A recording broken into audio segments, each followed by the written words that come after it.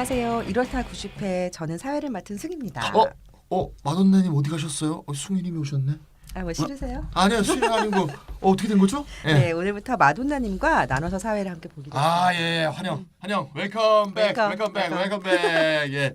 근데 이게 승희님을 잘 모르시는 분들이 좀 있을 것 같아서 제가 좀 설명을 하면 벌써 잊혀졌죠? 예, 사람들이요 기억력이 오래 안 가요. 네. 우리 이렇다를 창시하신 분이다. 아이고. 어느 날 말이죠. 갑자기 처음 보는 사람이 갑자기 연구소 딱 사무실에 들어와서 이 슈퍼바이저님을 이름을 딱 부르면서 합시다. 그래갖고 이 시작된 거 아닙니까? 그렇죠. 네, 그래갖고 이제 1회부터 46회까지 사회를 맡으셨는데 직업은 이제 약장수입니다. 약장사 아니죠? 약장수죠? 네, 약장사랑은 뭔가 다른 이야기였어요. 네, 드럭이냐 메디슨이냐 그 차이죠. 오늘 영어가 좀 나오네. 네. 약장수시고요. 네. 네. 근데 이거 어떻게 돌아오시게 된 거죠? 또 이 잠깐 쉬신 이유는 또 어떻게 되고? 예. 돈 벌려고요. 근데 돈 벌려고 했는데 돈은 제대로 못 벌고 몸만 상하고. 이 땅의 약사 노동자로서 돈을 버는 주로 그 돈을 많이 버시려고 야간 근무를 자청하셨다는 말이 네, 있던데 맞아요. 야간 근무는 좀 더 주죠. 그냥 뭐 약업계 장돌뱅이처럼 여기저기. 그러니까 몸이 망가지잖아요. 네, 맞아요. 네. 남한테 약 팔다가 제가 몸이 망가져서 그렇게 살지 약을 않기로 더 드시게 했습니다. 되는 거 아니에요? 맞아요. 계속 약 네. 달고 살아요. 지금. 네, 어쨌건 환영합니다. 잘하겠고요. 최근 라디오 광고에 보니까 그 약은 약 잘 들어야 된다. 그래서 이 아픈 사람의 소리를 잘 듣겠다. 그런 약 광고가 있더라고요. 그래서 아마 숭이님이 오시면 이제 우리 이렇다의 약효가 잘 듣는 그런 방송이 되지 않을까. 약 받는. 네. 그렇게 되니까 좀 다른 약 같은데. 네. 바이탈리티가 넘쳐흐르는 그런 방송을 좀 기대하겠습니다. 자, 그리고 오늘 또 소개할 분이 내가 오늘 좀 사회자 같은 분인데요. 소개할 분이 또 한 분 있는데 저희 연구소가 이름이 정치경제연구소 대안인데요. 네. 식구가 한 명 늘었습니다. 한 명씩 늘고 있는데 그래서 몇 개월 전에 그 아이유님이 연구소 연구원이 돼서 우리 이렇다에 합류하셨잖아요. 최근에 또 한 분이 합류하게 되는데 일단 아이유님은 아세요, 송이님? 네네네. 그 차분하게 기본소득 이론 이렇게 다 네, 전달하시는. 기본소득의 젊은 신진이 DJ처럼. 농가적인 에이스. 네. 예. DJ들 꼭 야간 방송 같죠, 꼭. 아니 차분하게. 별풍선 쏘고 싶더라고요. 저한테는 안 쓰고. 네. 그래서 오늘 말이죠. 야유님에 이어서 연구소에 새 식구가 생겼습니다. 그래서 역시 오늘부터 이렇다에 합류하시게 되었는데 이름은 삐딱이님이 되겠습니다. 짠짜라자 삐딱이. 네, 안녕하세요. 삐딱이입니다. 벌써 목소리가 열심히 삐딱해. 하겠습니다. 네. 목소리부터 삐딱해. 바르지 않아. 바르지 않아 뭔가 not right. 바르지 않아. 예. 삐딱이님 자기 소개 좀 해주세요. 네, 제 이름은 장흥배라고 하고요. 네. 정치경제연구소 대안에 4월부터 연구원으로 일하게 됐습니다. 네네. 제가 닉을 삐딱이로 지었는데요. 사물을 삐딱하게 보겠다는 그런 의지를 담은 별명입니다. 좀 더 정확하게 얘기하면 세상이 이미 좀 삐딱하게 구부러져 있어서 저는 좀 반대로 삐딱하게 구부려서 그런 역할을 좀 해야겠다라는 그런 의지를 담은 이름으로 옛날에 그 주십시오. 엘모 선생이 그 투비더리라는 책에서 막대 구부리기라는 말을 쓰기 갑자기 생각이 나네요. 네, 그런 의미인가요? 예, 그런 뜻으로 생각하시면 될 것 같습니다. 이분으로 말씀할 것 같으면 이 한겨레 신문이라는 신문 있죠? 네. 거기서 한겨레 신문이. 신문 얘기하면 안 되나? 한 달에 한 번씩 네. 칼럼 쓰시죠? 네. 그래서 네이버에 또 여러 이름이 나오네 이거. 다음에 쳐도 됩니다. 이름을 치면 삐딱이로 치면 안 되고 본명을 치면 이제 칼럼을 볼 수 있습니다. 예. 와, 그럼 이제 저도 소개를 했고 삐딱이님도 소개를 하셨고 네네. 이제 본격적으로 90회 이렇다 이제 진행을 해보도록 할 텐데요. 네네. 근데 좀 많이 바뀌었어요. 제가 없는 사이에. 네, 죄송합니다. 멋대로 바꿔서. 이렇다 포맷이 많이 바뀌어서 4명 했는데 지금 좀 3명이네요. 네네. 숫자 변동도 있는데 이게 좀 말하자면 좀 책임 제작 시스템이랄까 이런 걸 좀 도입을 해서 한 명씩 돌아가면서 오시는 분이 자기가 주제도 정하고 자기가 책임지고 그 주제를 맡는 뭐 그런 시스템으로 이렇게 바뀌었습니다. 그럼 찬희 쌤 뭐 하세요? 전문용어로 깍두기라고 하는데. 깍두기. 네, 깍두기입니다. 네, 좋게 말하면 고정 게스트. 네네, 좋은 말입니다. 고정 게스트를 해주십시오. 네, 알겠습니다. 고정 호스트 안 될까? 네, 그럼 고정 게스트 찬희 쌤과 새로 오신 삐딱이님을 모시고 진행할 이렇다 90회는 자, 삐딱이님 오늘 준비해 주신 주제가 뭔가요? 네, 의사협회 파업 사태로 살펴보는 한국 의료 시스템의 문제점과 개선 방안 이런 주제로 잡아봤습니다. 원래 의사협회가 오늘 27일 날 집단 휴진을 하겠다라고 예고를 한 상태에서 준비를 했는데 중간에 파업을 유보한 상태로 됐습니다. 와, 컴백 방송이 어떻게 또 제 나와바리랑 연결이 됐어요. 그러니까요. 이거 미리 맞춘 것 같은 느낌이네요. 그러게요. 예. 근데 그 의협의 집단 휴진 얼마 전에 그 아예 그냥 공고를 해서 네네. 이제 한바탕 이제 떠들썩했잖아요. 네네. 4월 27일이었는 다음 주 금요일. 네. 근데 현재 유보된 상태죠. 맞습니다. 그러니까 집단 유진 왜 추진됐고 왜 유보가 됐을까 되게 궁금하거든요. 네, 집단 위준의 주제는 일명 문재인 케어를 취소해달라라는 내용이었습니다. 그렇죠. 문재인 케어는 그동안 건강보험이 적용되지 않았던 비급여 의료 서비스를 전면 급여화하는 것을 핵심으로 하고 있습니다. 근데 의협은 문재인 케어에 대한 반대 논거로서 의사 직업 수행의 자유를 침해한다. 건강보험 재정이 고갈될 것이다. 그리고 환자의 의료 선택권을 침해한다. 그리고 또 의료 서비스의 질 하락할 것이다. 이런 주장들을 내세우고 있습니다. 그렇지만 많은 국민들이 비급여 항목을 급여하게 되면 의료기관, 병원, 의원, 의사들의 수익이 하락할 것 같아서 거기에 대한 집단적인 사실상 스트라이크를 한 것 아니냐 이렇게 보고 있고 저도 역시 그렇게 보고 있습니다. 단칼에 그냥 사태의 본질을 말씀해 이렇게 아주 결론을 아주 무자비하게 잘라버리네요. 그러니까 뭐 여기까지하면 의사 가오도 떨어지고 돈도 들고 의료의 질도 떨어지고 뭐 그렇다 그런 얘기 같은데요. 의사들의 집단 유진 사태를 이해하려면 그러니까 문재인 케어를 알아야 될 거 아니에요. 네, 그렇죠? 맞습니다. 예. 문재인 케어에 대한 이해가 전제돼야 될 것 같은데 네네. 이건 또 찬희 쌤께서 한번 설명해 네네. 주시면. 문재인 케어는 이제 일명이고요. 네. 예, 원래 이름은 건강보험 보장성 강화 대책이다. 이렇게 이름이 되어 있고요. 네. 보건복지부가 작년 8월 9일 날 발표했습니다. 그러니까 대통령 임기 마지막 해가 2022년이거든요. 네. 2022년까지 건강보험 보장률을 현행 63%에서 70%까지 높이겠다. 이게 문재인 케어의 핵심입니다. 네. 예, 그 세부 내용을 좀 보면 말이죠. 첫 번째로 이제 미용, 성형 등 의료상 꼭 필요하지 않은 것을 제외하고는 네. 초음파라든가 MRI라든가 지금 이제 비급여로 돼 있는 보험에서 지불하지 않는 것을 급여화하겠다. 이런 것도 있고요. 비용 효과성이 떨어지는 비급여는 본인 부담률을 30에서 90%까지 해서 차등화하여 예비 급여에 편입하겠다. 이런 얘기도 있고요. 또 세 번째, 뭐 선택 진료라든가 상급병실, 간호간병 등 소위 3대 비급여 항목도 급여화를 추진하고 또 이제 네 번째로는 신포괄 수가제, 좀 이따 얘기해야 될 것 같습니다. 신포괄 수가제 적용 의료기관을 확대하겠다. 또 실손보험에서 많이 하죠. 실손보험이 환자의 과잉 진로로 좀 이어지는 면이 있죠. 보험금 나오니까 그냥 막 그죠? 하는 그런 것도 좀 대책을 마련하고 마지막으로 소득 하위 30%까지는 실질적 본인 부담 상한액을 정해서 아무리 많이 내도 100만 원 이상을 안 내도록 한다. 이런 식의 여러 가지 방안들을 담고 있는 게 문재인 케어의 내용이 되겠습니다. 오, 잘 설명해 주셨는데 네네. 근데 몇 가지 용어들이 좀 헷갈리기도 해요. 용어가 좀 어렵죠. 네네. 예. 일단 이제 건강보험 보장률은 이제 진료 비중에 내가 내지 않고 네네. 이제 건강보험공단에서 내주는 그렇죠. 네, 예. 그것에 대한 비율이겠고 지금 63%입니다. 네네. 예. 급여 비급여란 말이 나오잖아요. 네네. 그러면 이제 건강보험에서 내주는 돈이 급여. 그렇죠. 그리고 건강보험에서 안 내주고 내가 온팡 뒤집어 쓰는 게 비급여. 네, 맞습니다. 예. MRI 하면 전부 다 내게 돼 있죠. 예를 들면 맞아요. 예, 일단 건강보험이 지급하지 않고 전액 이용자가 부담하는 진료 항목은 이제 비급여 항목이라고 하고요. 네. MRI도 지금 그렇게 돼 있죠.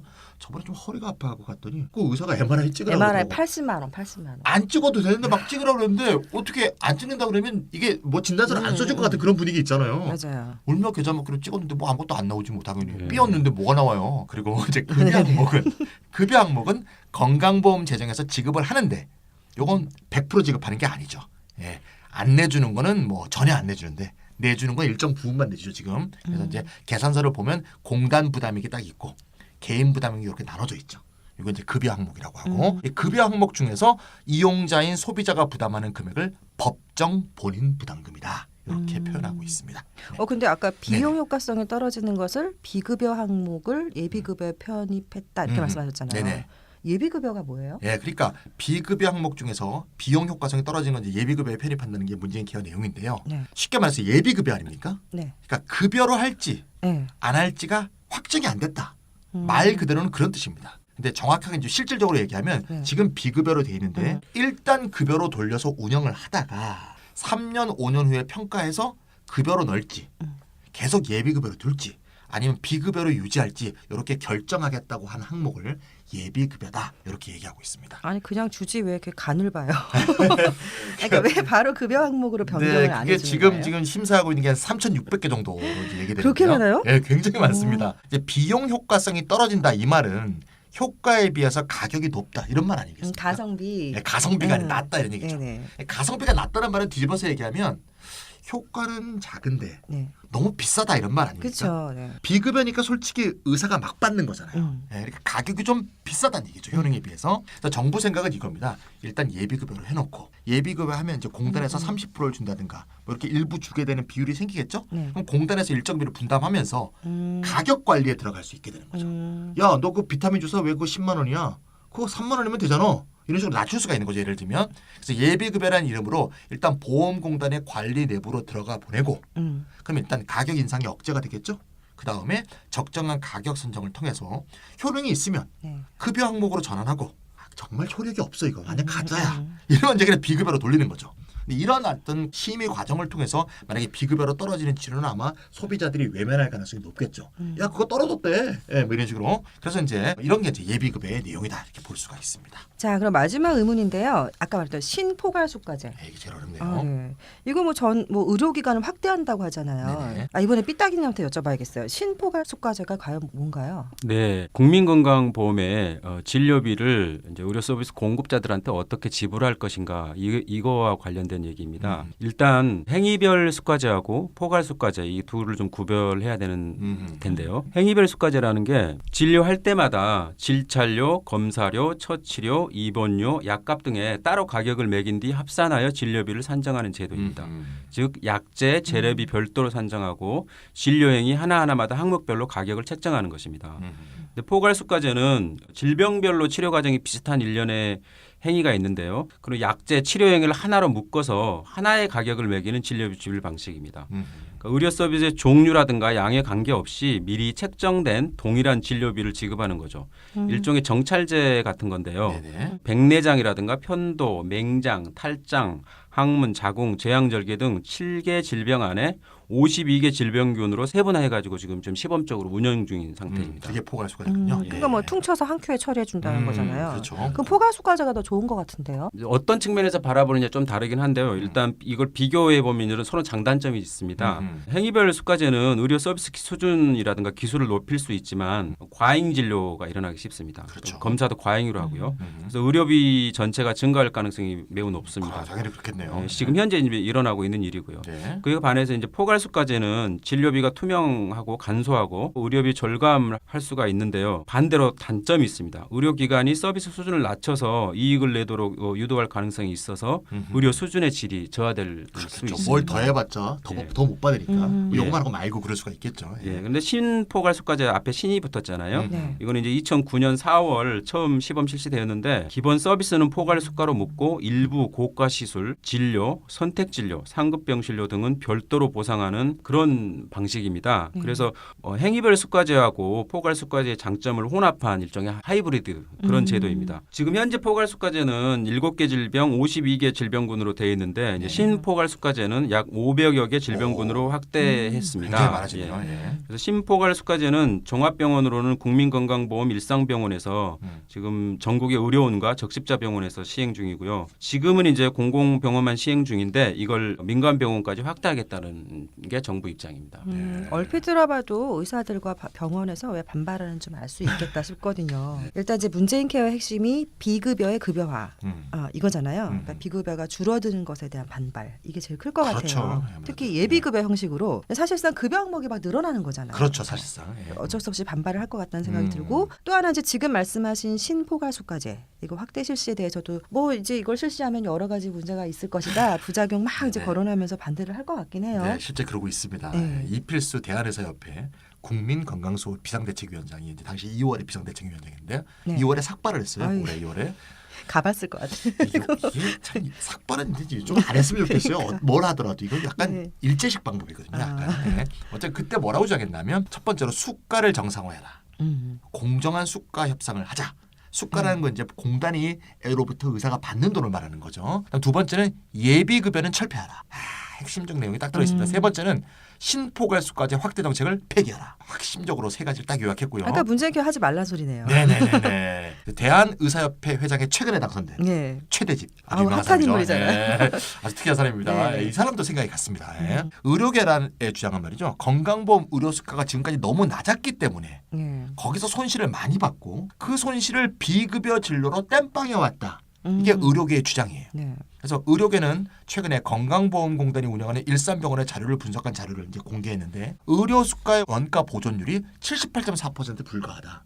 그러니까 치료할 때마다 손해를 보는 것이다. 이거를 비급여로 메꿔왔기 때문에 비급여를 갑자기 싹 없애버리는 예비급여제도, 또 심포괄수가제 이런 것들은 자기들의 생존권을 위협한다. 이렇게 얘기하고 있습니다. 그러니까 이제 급여 항목에서 빵꾸 난 거 비급여로 메꾼다 이런 얘기죠. 그런 주장입니다. 예, 그래서 의사들은 예비급여 추진은 바로 중단하고 수가 정상화다. 수가 정상화란 말은 이제 해석하면 수가를 인상하라는 얘기죠. 그렇죠. 수가 인상이 먼저다라는 입장을 견지하고 있습니다. 그럼 이제 예비급여 추진을 반대하고 있잖아요. 네네. 거기서도 뭔가 그럴듯한 이유를 내세워야 되는데 네, 돈 얘기만 하면 안 되죠. 원래 또 그쵸. 명분이 있어야 되는 그쵸. 거죠. 그래서 그건 뭘까요? 대한개원의 협의회 대기업입니다. 의사단체가 굉장히 많아요. 그렇죠. 대기업은 예비급여를 하면 보장률은 조금 상승할 거다.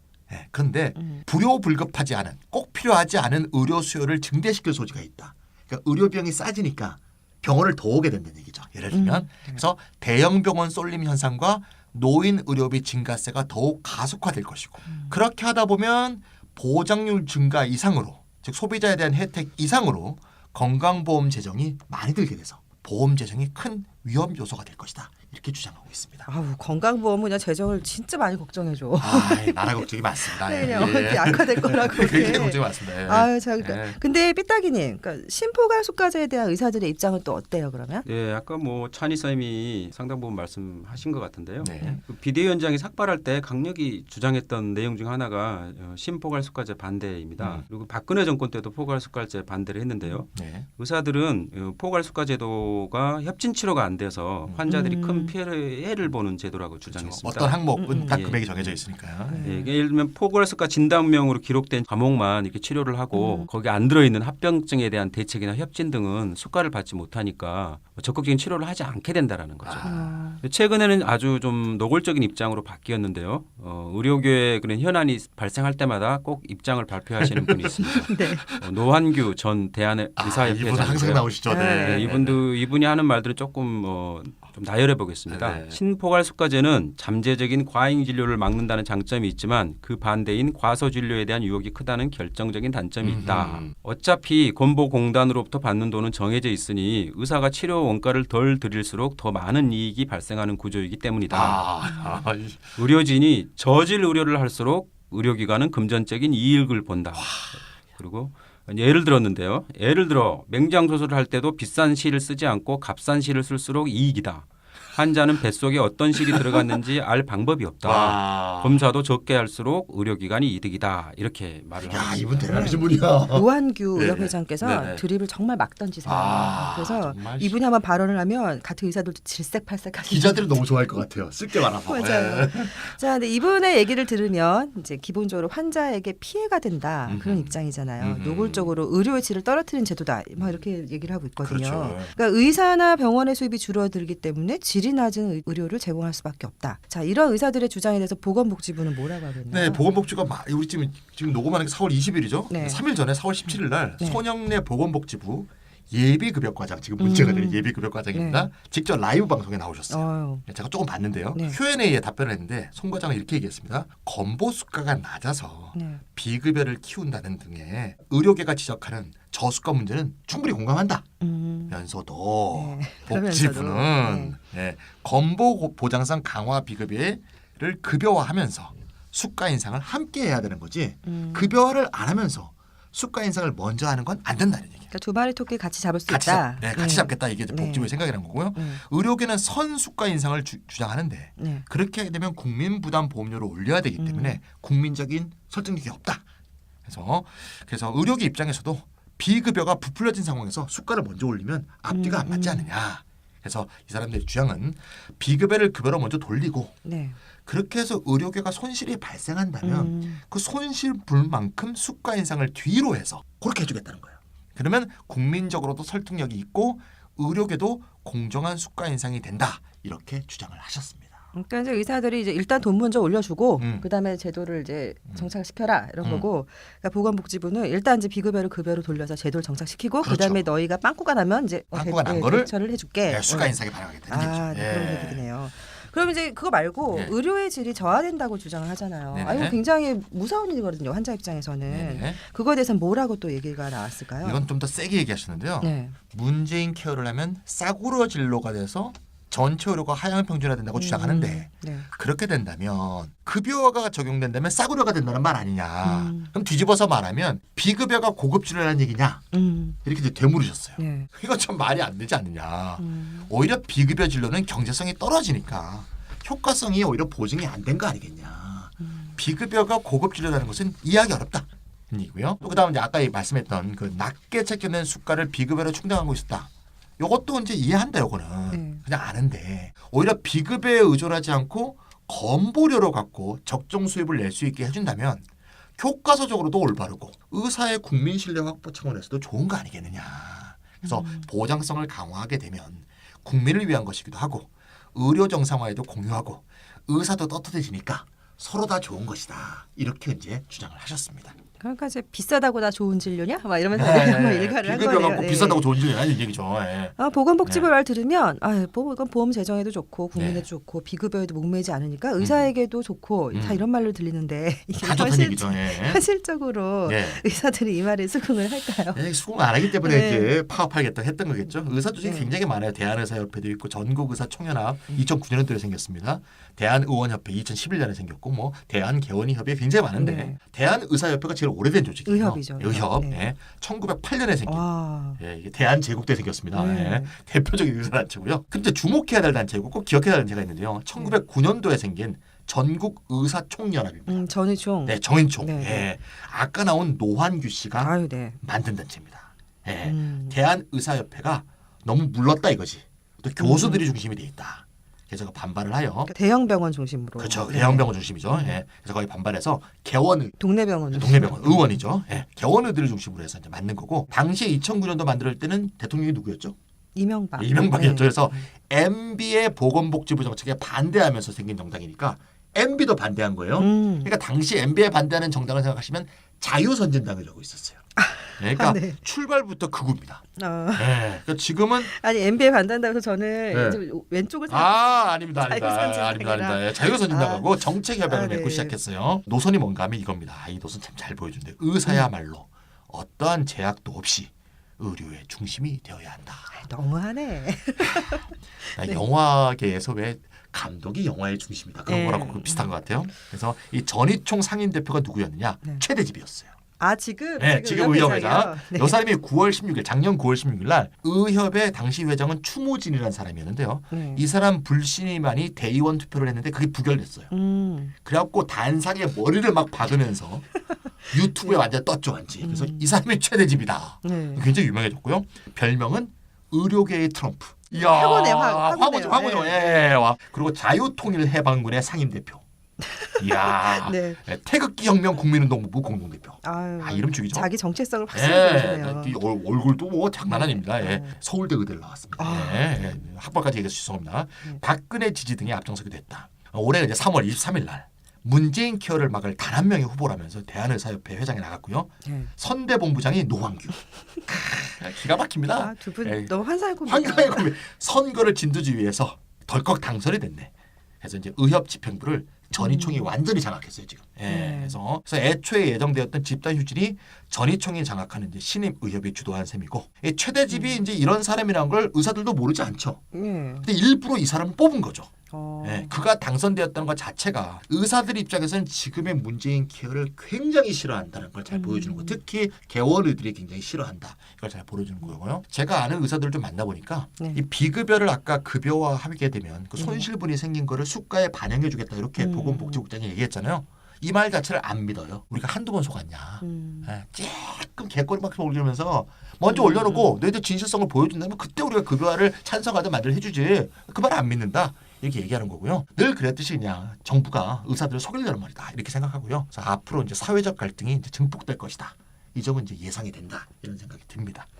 네, 좀 이제 네네. 분위기가 이제 점점 달궈지고 있어서 네네. 좀 쉬었다 가야 될 것 같아요. 네네. 네, 지금까지 문재인 정부의 건강보험 보장성 강화 대책, 이른바 이제 문재인 케어에 대한 내용, 그리고 이제 그에 대한 의료계 반발을 중심으로 얘기를 나눠봤는데요. 잠시 쉬었다가 2부에서 돌아오겠습니다.